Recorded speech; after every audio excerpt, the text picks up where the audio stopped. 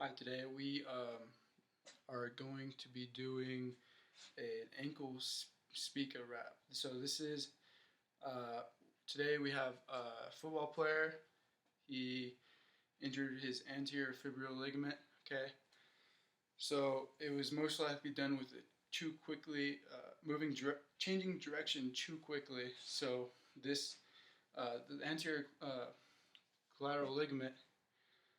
I'm sorry, the anterior tibiofibular ligament is on the lateral malleolus, so it tends to it's commonly broken, or you can get another common injury with this is the avulsion fracture.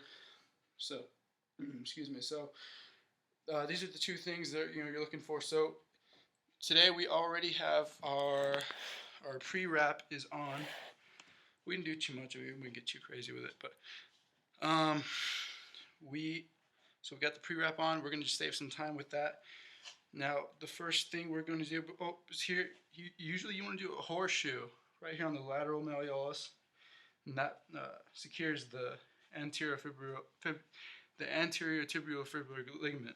Okay, so, and then you're going to wrap this over it, but you want to start with the base of support underneath the metatarsal arch. Okay, now, once you got that first base of support and you went over at least 1.5 times or so, you go right into the back, the heel, just above it. You come back. We don't want this too tight. Oh, and remember, keep your athlete. The ankle has to be dorsiflexed. Okay, and this is important because if it's not, then you don't want to have the athlete with flexed foot with all he won't even be able to walk. He'll be walking on his tippy toes with the crutches. So you don't want to be doing that. Now we're going to come around. This time we are going to go a little bit higher around the back of the heel. Okay, so this is athletic wrap. So depending on the situation, sometimes you may actually shave the athlete's foot to avoid irritation and whatnot. Okay, so once oh, once this is secured, I'm going to go around here one more time. And I'm going to begin doing more of a figure eight, just securing the whole foot. Try to go up a little bit more. And I'm going to go ahead and finish her off right now.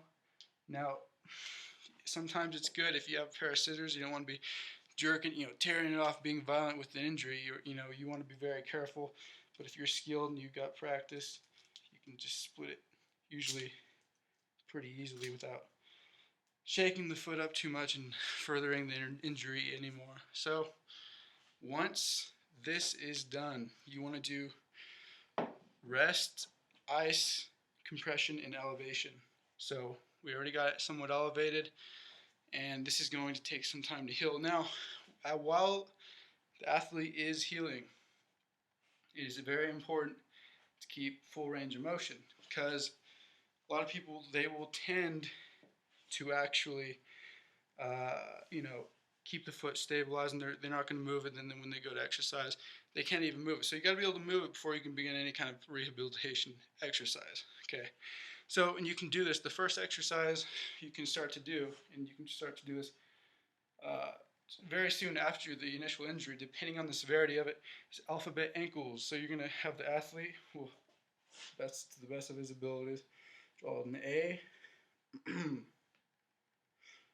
and a B, C, D, E, F, G, and so on and so forth. So this is going to work all the major muscles of the ankle, okay, and keep full range of motion. So after about at least a week, 1 week, then we can begin the single leg barefoot Romanian deadlift. Okay, so I'm going to move the camera just a little bit. You're going to see our athlete here. He's going to go with one leg. You want to do this barefoot. Now this is going to begin, what he's going to do, with this exercise is, this may be the first time in quite some time, he's putting some kind of force on his foot, some weight-bearing activity with low range of motion, just to test the waters a little bit and prepare for the main rehabilitation state, that particular stage. So the next exercise, one of the three, there's many different exercises. This one is going to be the tiptoe farmer's walk with the dumbbells. So essentially, what this is going to do is it's going to train the athlete to further the ability to balance while on the ankles with added weight. So essentially, this is going to prevent him from falling in the future and really help strengthen up his ankle back to somewhat of a normal level with moderate weight. You can start without the dumbbells and you can progress. These are two 15-pound dumbbells, so this is an appropriate weight. Nothing too bad for the athlete. And then as he gets better, he will eventually add more weight. So the next question is how often would I do this? So the answer to that question is going to be, honestly, when you first begin, it's probably going to be twice a week. You want to spread it out. You want to have some time that you're exercising, but also give them some time for your ankle to actually heal. So, you don't want to overdo it. If you're overdoing it, then it's going to be detrimental. So, and that's just common sense. And then, eventually, once you progress, you can do 3 times a week, but keep it all spread apart so you have that resting stage. And that is it. Thank you, and I'm out. I think we're good.